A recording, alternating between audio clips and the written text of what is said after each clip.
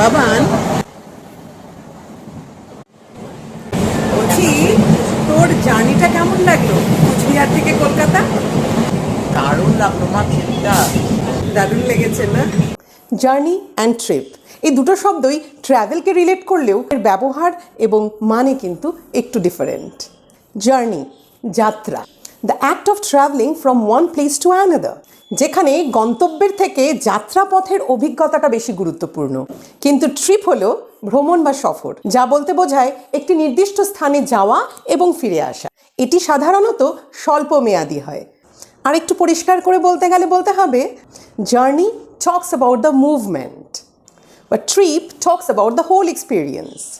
It focuses on the purpose, the enjoyment, the climatic conditions, the experiences, everything, rather than just the movement.